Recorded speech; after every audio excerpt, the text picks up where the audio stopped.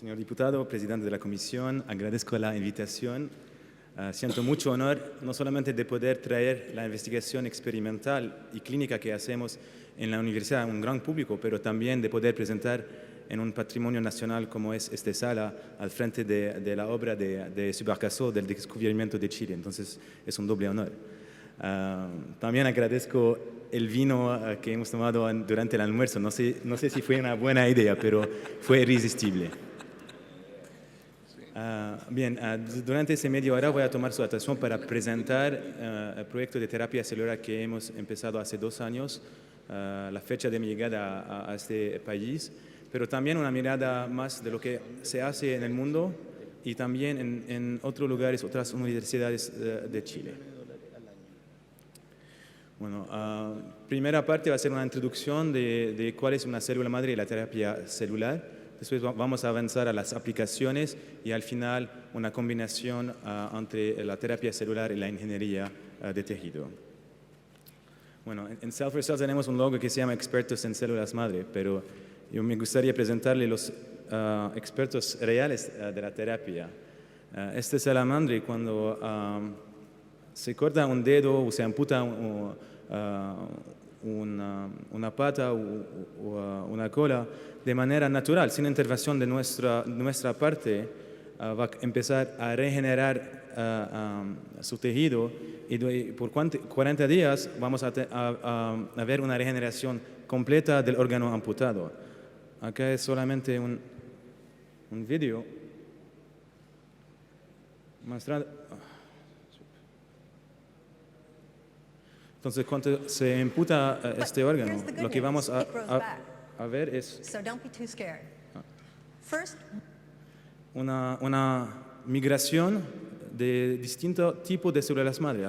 Vamos a hablar de esos distintos tipos de células. Entonces, vamos a ver una migración al lugar amputado. Estas células van a trabajar a diferenciarse a distintos tipos de células. Acá tenemos células del hueso para regenerar huesos, regenerar músculo, regenerar cartílago, regenerar piel y pigmentos del piel. Así que tenemos distintos requerimientos para poder regenerar un órgano completo.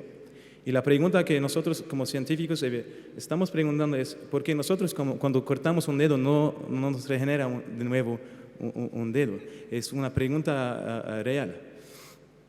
Primero me gustaría hablar de las confusiones que existen en el ámbito de la terapia celular y más precisamente de las células madre. Bueno, hay que diferenciar entre lo que es una célula embrionaria y una célula adulta, que es un problema ético importante porque la célula embrionaria hay que parar el developamiento de un embrión para poder sacarla a esta célula, por la mayoría de los casos. Estas células son pluripotentes, eso significa que puede diferenciarse a distintos tipos de células, puede ser neuronal, cardíaco y del sangre.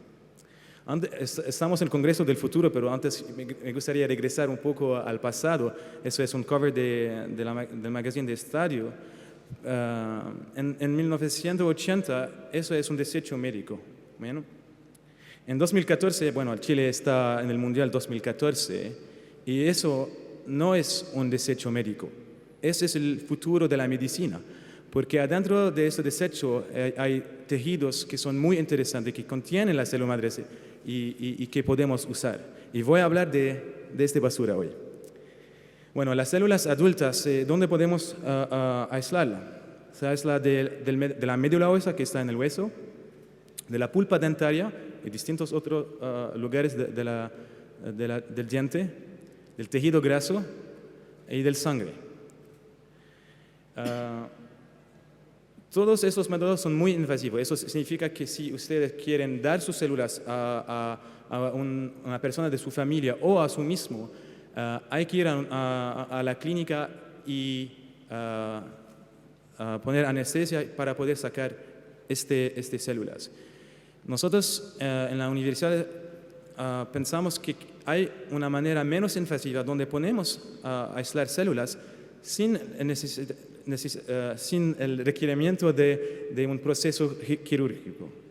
Por eso empezamos un proyecto hace 2 años con Francisca Alcayaga de mi grupo, que ella pensó que hay una manera más simple que es el fluido menstrual, donde contiene, podemos de manera periódica aislar las células.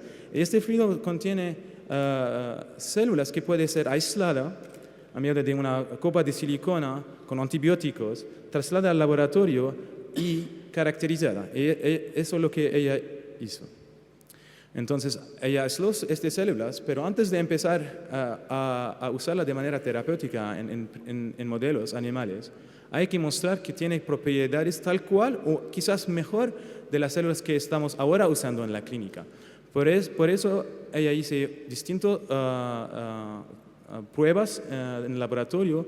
Una de ellas es la capacidad de estas células a diferenciarse a túbulo, que eso significa en vivo que son los vasos sanguíneos.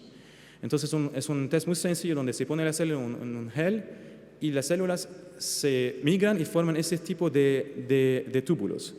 Claramente, a medio de un software, se procesa estas imágenes y se calcula el poder, que se llama el poder angiogénico, de estas células a diferenciarse a vasos sanguíneos. Después, la prueba en el laboratorio, pasamos al paso siguiente, que es en el modelo experimental, donde se inyecta una matriz con y sin estas células. Y acá lo que podemos mostrar es que estas células tienen el poder de, quizás no ella misma, pero favorecer la angiogénesis, que es la formación de nuevos tubos sanguíneos. ¿Okay?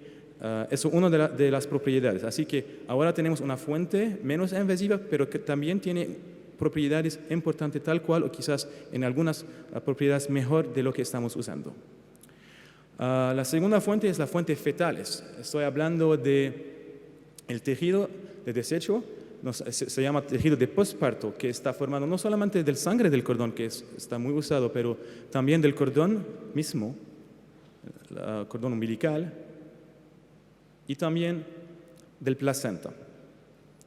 La pregunta que tenemos es de saber cuál de las partes de este tejido, que es tejido completo, están las células que tienen el más poder de tener un trabajo, un efecto terapéutico. Eso también fue el trabajo que voy a hablar después.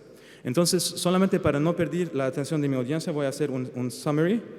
En células madre hay células embriónicas. Bueno, por temática, nosotros en Chile no podemos trabajar en esta célula. Hay células adultas donde hay distintas fuentes, donde podemos diferenciarla a tejidos, no todos los tejidos, pero algunos, y células fetales. Pero también en 2006, un cirujano japonés demostró que estas células, que son células diferenciadas, entonces son células especializadas, tal como una célula del piel, podemos hacer una reprogramación de esta célula hacia una célula pluripotente. Eso medio de cambiar genéticamente algunos factores. Se llaman células madre pluripotente inducida. Entonces, cambiando esos factores genéticos, podemos regresar a un estado, que es como un adulto regresa a ser un niño. Bueno, siempre me preguntan, bueno, dime a qué sirven tus celulitas.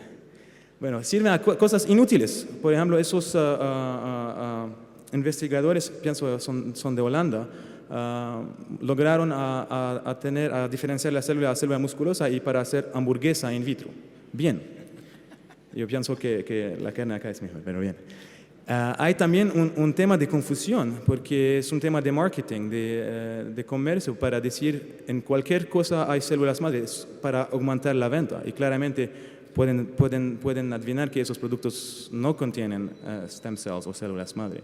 Hasta en la comida de sus mascotas puede contener stem cells. Entonces hay muchas confusiones y hay que aclararla. Eso es lo que voy a presentar con no solamente el trabajo de mi equipo, pero también el trabajo de distintos equipos a nivel mundial y local.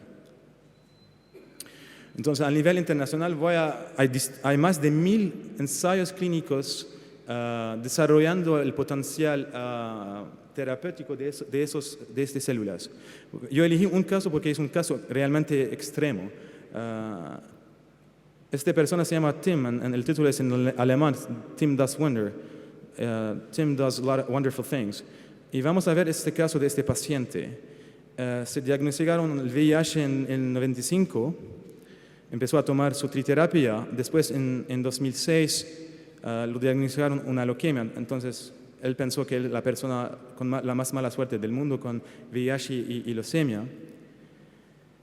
Bueno, su médico pensó en una nueva terapia. Bueno, no solamente hacer un trasplante de la médula ósea, pero este trasplante tiene que ser resistente al VIH. Es una mutación natural que se llama Delta 32, que existe en un porcentaje alto en los países escandinavos, tal que Finlandia y Suecia. Así que lograron buscar un donante compatible, pero también resistente al virus. Resistente porque tiene esta mutación, así que no permite la infección. Y después del trasplante en 2007 hasta, bueno, ahora estamos en 2014, él está considerado negativo por el virus. Y también curaron su leucemia. Entonces, eso fue un logro. Eso no significa que tenemos en nuestras manos la terapia para curar el HIV. Es un solo caso, es muy difícil lograrlo. Pero es una idea de cómo podemos desarrollar y poder ofrecer este tipo de terapia a más pacientes. Bueno, después de este ejemplo internacional, me gustaría regresar a Chile y hablar de lo que está pasando en ensayos clínicos. Y elegí solamente ensayos clínicos porque es lo que es más relevante. Un caso de un paciente, mostrar un paciente inyectado con células, no es suficiente para decir que es una terapia aprobada. La terapia se aprueba con ensayos clínicos. Y tenemos la suerte en Chile de tener grupos que son muy serios y que desarrollan esos tipos de ensayos, que son muy caros. Y vamos a hablar de eso también. Elegí el primer caso, que es de epidermolisis bullosa o piel de cristal. Es una enfermedad genética caracterizada por la formación de ampolla y herida del piel. Saqué esta foto de la fundación chilena que se llama DEBRA, que es una fundación sobre el tema de EB. Lo que pasa en esta enfermedad es una deficiencia en uno de los factores que son importantes y lo que deja la membrana basal. Entonces, la piel tiene la parte epidermis y la parte dermis. Esta enfermedad deja la parte sobre la membrana basal descolada así. Lo que hicieron el grupo de Polat Congan en la Universidad del Desarrollo y la Clínica Alemana es la inyección local de las células adultas, que se llaman mesenquimales, en este tipo de enfermedad. Acá es el paciente, son 2 casos, y de estos 2 casos empezaron ahora la fase clínica 2. Lo que hicieron es inyectar las células, y eso es solamente semanas después de un solo tratamiento con las células. Podemos ver cómo está la membrana basal acá y acá. Voy a mostrar las fotos del paciente. Acá se inyectó las células y acá es la úlcera control. Y podemos ver que la herida se cortó. Bueno, otra enfermedad que están desarrollando es la osteogénesis imperfecta, que es una afección que, es una enfermedad también genética, es una afección que ocasiona huesos extremadamente frágiles. Entonces, los huesos son muy frágiles. Y eso se puede diagnosticarse antes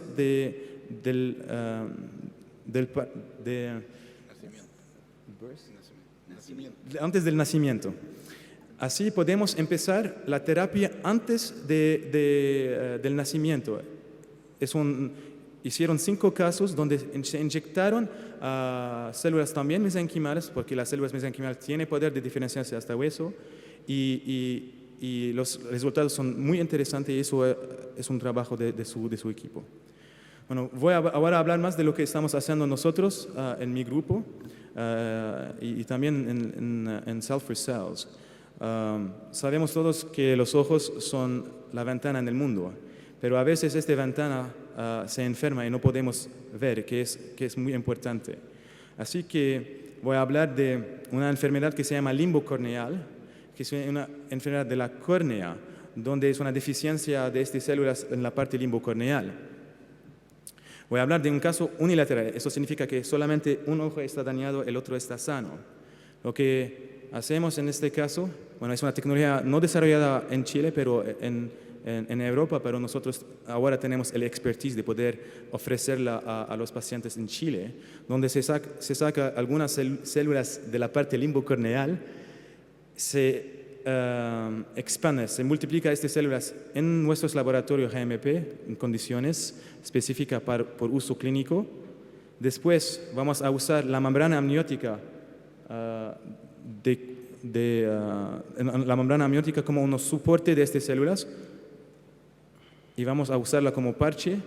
Y acá voy a presentar un paciente que, bueno, es un trabajo del doctor Lozada en la Clínica Santa María, donde aplicó esta técnica a su paciente, acá el paciente con una visión muy baja, y 45 días después subió la visión hasta 45%. Eso tampoco significa que tenemos la cura por esta enfermedad. Hay casos que funcionan, hay casos que funcionan menos, hay casos que funcionan pero relapsan y hay que hacerla de nuevo. Entonces, no es un milagro, es solamente un tratamiento que queremos optimizar. Y la optimización es en caso de que tenemos dos ojos dañados, que es peor porque la persona no puede ver. Y buscar otras fuentes es un trabajo también que estamos desarrollando conjunto con el doctor en la Fundación de los Andes. La segunda aplicación que tenemos es cómo fijar un corazón herido con células madre. Bueno, el título más serio es el potencial angiogénico y cardiogénico de la célula madre. Para obtener una célula del músculo cardíaco, tenemos distintas opciones. La primera es tomar una célula pluripotente de un embrión y diferenciarlo. Segunda es tomar células, hacer la reprogramación hasta pluripotente, es el trabajo del premio Nobel Yamanaka, hasta una célula pluripotente y reinyectarla. O usar las células mesenquimales que quizás no van a tener el mismo poder de diferenciarse de las células cardíacas, pero va a reclutar otras células o va a exprimir factores de crecimiento que son importantes por eso. Bueno, es el trabajo del director médico de nuestros grupos, Jorge Bartolucci. Su primer ensayo clínico fue de tomar la médula ósea, de purificar las células mononucleares donde se contienen las células madre, no son 100% células madre, pero está conteniendo este factor, y hacer una inyección intracoronaria en el mismo paciente. ¿Okay? Es el primer ensayo clínico. Acá no vamos a hablar mucho en detalle, pero solamente hay que mirar acá el grupo tratado, que esas son las fechas, estamos mirando la fracción de eyección, entonces cuando el corazón está funcionando bien, acá es 26%, entonces es la límite entre la vida y morirse. 3 meses después, 6 meses después, subió hasta 37% de manera significativa. ¿Okay? Es algo muy interesante, pero la técnica siempre hay que avanzar, hay que optimizarla. Y la optimización estamos acá utilizando las células del mismo paciente, entonces la célula ella misma puede ser dañada también. Otro inconveniente es que es muy invasivo. Tercer inconveniente, también el costo. Y para resolver esos 3 problemas, empezamos a pensar a otra metodología, que acá en este ensayo usamos la metodología autóloga, pero podemos también usar una estrategia halogénica. Eso significa que un donante puede dar sus células madre y ser usada por distintos pacientes. Y eso es lo que voy a mostrar ahora. Y esos donantes pueden ser al nacimiento, el tejido postparto, donde he comenté antes. Ese trabajo fue hecho por el estudiante en mi laboratorio, Paz González. Lo que hice Paz es sacar células de las distintas partes de este tejido, que es muy grande, que contiene distintos compartimentos, la parte maternal, la parte fetal, y caracterizó y estudió su potencial.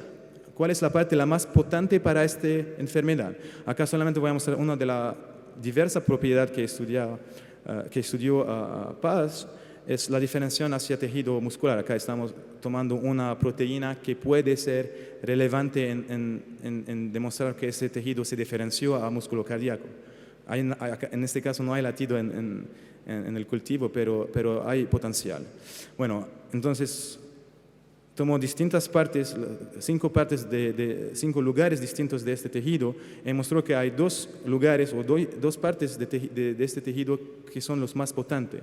Tomamos nosotros uno de esos 2 y también queremos cambiar la inyección de intracoronaria a una inyección menos invasiva, donde no es necesario hacer una cirugía, que es intravenosa. Entonces el paciente entra y toma su medicamento de manera intravenosa.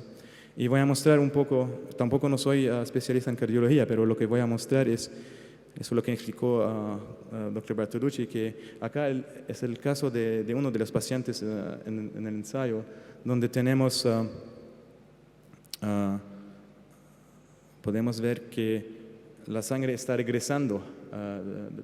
Acá hay un regreso que no es normal. Bueno, acá tenemos el mismo paciente después el tratamiento, donde podemos ver una mejoría de la función sistólica del ventrículo izquierdo y una disminución del tamaño también de la cavidad. Acá voy a mostrarlo de nuevo. Entonces la función sistólica hay que mirar este punto y también la cavidad que está. Bueno. También hay muchas aplicaciones y vamos a empezar conjunto con la Facultad de Odontología en la universidad en un proyecto de la regeneración de la pulpa dentaria. Es algo que vamos a hacer en el año 2014, también un proyecto muy potente. Bueno, todo eso es bien, pero hay que entender cómo funcionan estas células y cómo funciona la terapia celular. Entonces, las células que estamos usando nosotros y otros grupos tienen la propiedad de poder diferenciarse al menos a 3 tipos de tejido, que es hueso, cartílago y tejido adiposo. Pero también pueden escaparse del sistema inmune. Entonces, una persona cualquiera puede dar sus células en teoría a cualquiera persona. No hay que tener compatibilidad en este caso. Y también se crean muchos factores, y acá también hay algo interesante, porque no hay que diferenciarse a la célula, o no hay que llegar al tejido dañado, pero solamente exprimir esos factores paracrinos y llegar a un mejoramiento del tratamiento. Bueno, yo tomé casi 20 minutos de su tiempo para hablar de la terapia celular, pero es solamente la mitad de la historia, así que voy a contar la historia completa, que está sobre la paraguas de la medicina regenerativa, que es también la ingeniería de tejido. Y voy a hablar de distintas estrategias que estamos siguiendo en el laboratorio, que es la fabricación de tejidos mediante la tecnología de bioimpresión 3D. Bueno, es algo que hemos empezado también el año pasado. Con la bioimpresión 3D podemos imprimir cosas artísticas, pero también podemos imprimir algo que podemos usar en la biomedicina. Eso es un caso clínico, donde se generó una mandíbula mediante bioimpresora. ¿Hay pisco? Entonces, con la impresora imprimieron la mandíbula y la colocalizaron a la paciente de tercera edad. Y también los resultados fueron muy positivos. Es solamente un caso, pero claramente eso va a abrir muchas puertas a otro tipo de tejido, a imprimir otro tipo de tejido, como orejas, riñones, dedos. Es el trabajo donde está el pionero Anthony Atala en Wake Forest. Voy a hablar de un caso que él hizo en una enfermedad de espina bífida, donde es una enfermedad, bueno, que no voy a entrar en detalles, pero uno de los síntomas de esta enfermedad es incontinencia urinaria. Entonces hay un daño de la vejiga. Lo que él hizo es tomar un troncito, un pedacito, una biopsia de este tejido, aislar distintos tipos de células, expandirlo y usar un biomaterial. En este lugar no fue la bioimpresión, pero también están desarrollando en la bioimpresión, y colocarla de nuevo a su paciente. Y claramente mostraron que esta vejiga está funcional. Nosotros tenemos la suerte de tener este pionero como colaborador oficial de nuestro grupo, y vamos a desarrollar mucha tecnología donde voy a mencionar hoy. Uno de esos proyectos que tenemos fue bautizado el proyecto Van Gogh, porque estamos interesando como proof of concept, como concepto de prueba. Es un proyecto liderado por Juan Pablo Acevedo en el grupo, a imprimir orejas como proof of concept. Entonces, la estrategia es de tener un scanner, de escanear la oreja que está normal y hacer una modelización 3D. La verdad, Nosotros no tenemos este escáner, es un proyecto no financiero todavía. Usamos el iPhone con una aplicación especial, pero logramos escanear, no en paciente, pero la oreja de uno de nuestros estudiantes. Y así se presenta su oreja. Después, en medio de la impresora, no sé si va a funcionar eso. Bueno, esta impresora son caras y no tenemos presupuesto por eso, pero logramos a montar todo este equipamiento. Es una colaboración con los estudiantes del MIT, este equipo en nuestros laboratorios, así que podemos decir que es made in Chile. Parece que no va a funcionar la impresora, pero voy a intentar de hacerlo de afuera, si están interesados a ver lo que es esta tecnología. Déjame ver si puedo hacerlo.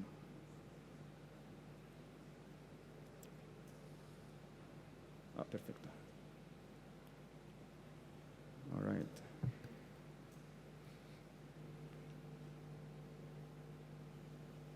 Bueno, es un poco al revés, pero lo que podemos ver es la seringa que contiene un producto también desarrollado en Chile, donde vamos a sacar un patente, así que no puedo mencionar el nombre, pero hay también una luz UV que puede hacer un polímero del tejido imprimido, ¿ok? Y así podemos imprimir la oreja que hemos escaneado. Okay, ¿qué pasa después?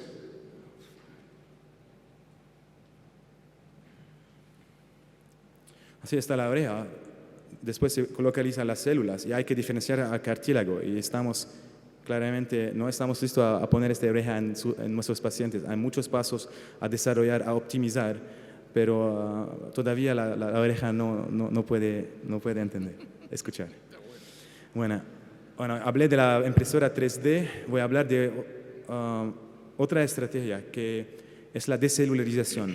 Nosotros, para hacer un trasplante de órgano, hay que tener una compatibilidad y eso claramente es una barrera muy alta para hacer trasplantes en nuestros pacientes.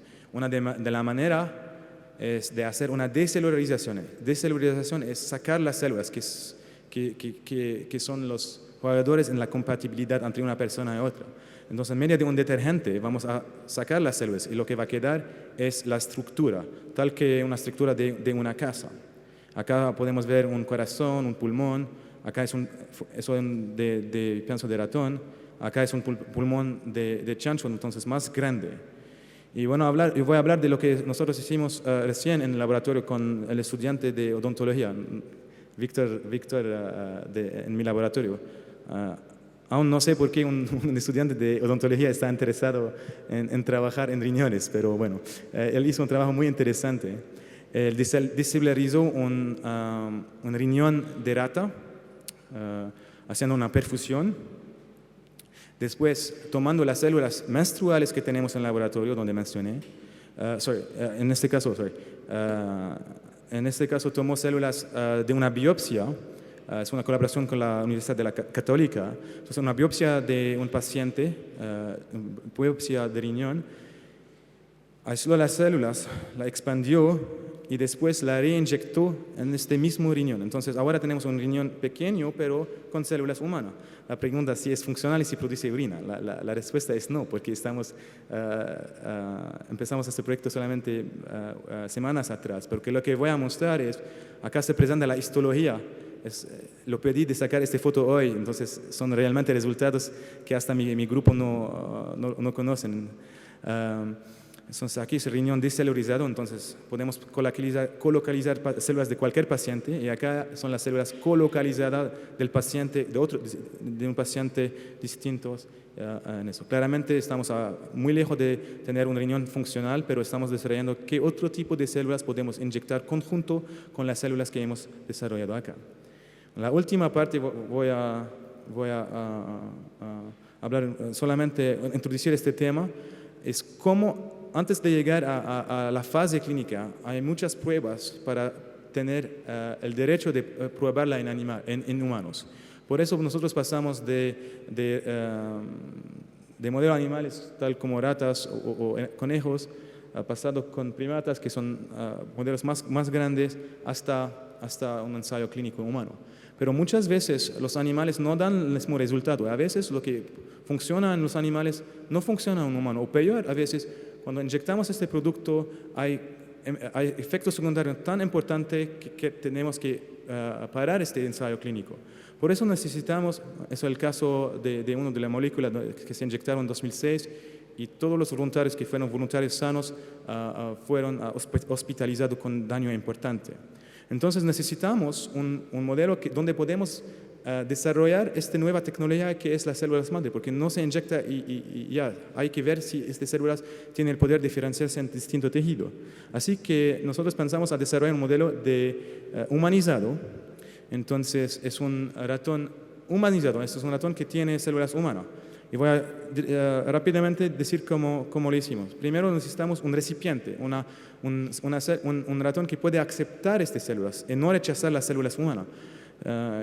Me recuerdo de esta película en 2001 que es el chico en la burbuja, donde él no tiene sistema inmune, entonces tiene que vivir esta burbuja. Nosotros tenemos ratones en la misma condición que este chico.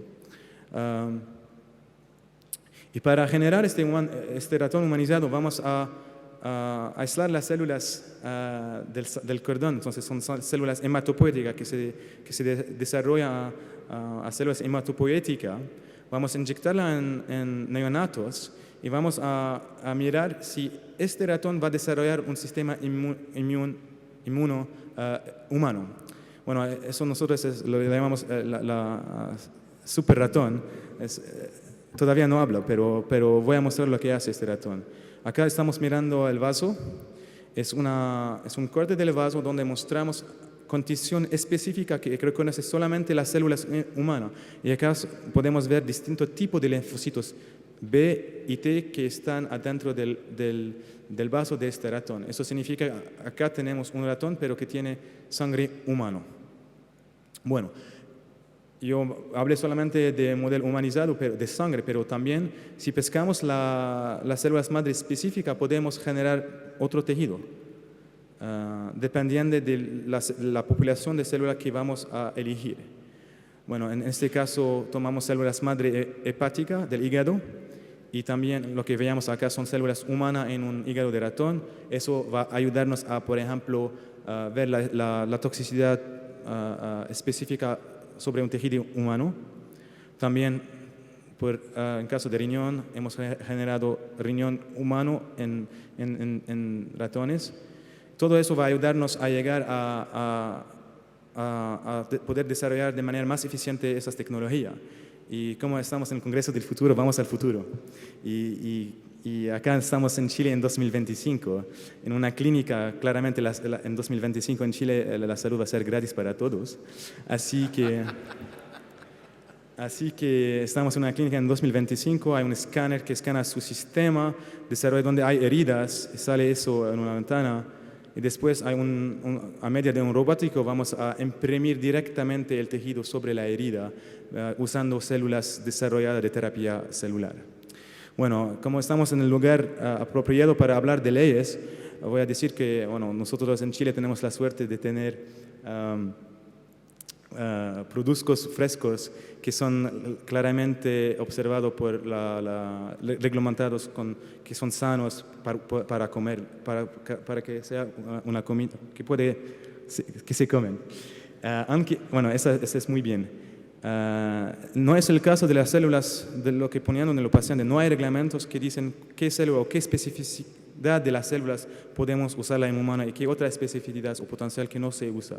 Así que también nosotros tenemos interés, hemos tenido reuniones con la Comisión de Salud para desarrollar también el ámbito regulatorio. Es un tema muy importante. Si no, los chilenos van a pagar por terapias no aprobadas mucho dinero que quizás no va a servir. No estoy diciendo que pagar a una terapia no aprobada puede servir, pero hay que tener un ambiente de ley importante en el país para no ser categorizado en la lista negra de los países que ofrecen turismo medical con células madre.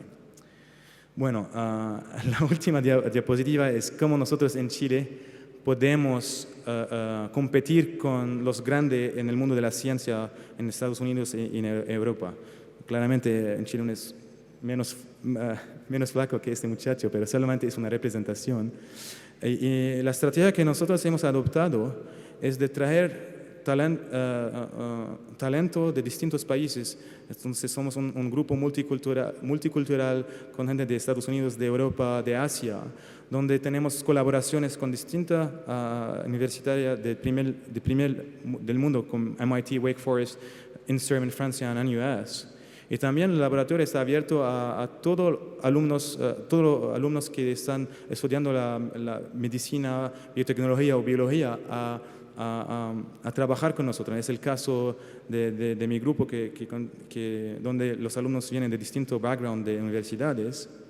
Y lo más importante claramente es la subvención, los recursos, que son la mayoría de nuestros casos fondos Corfo y CONICET, que es sus impuestos. Así que ustedes tienen que saber qué estamos haciendo con esta plata y tienen el derecho de hacer un like o un dislike de esos proyectos.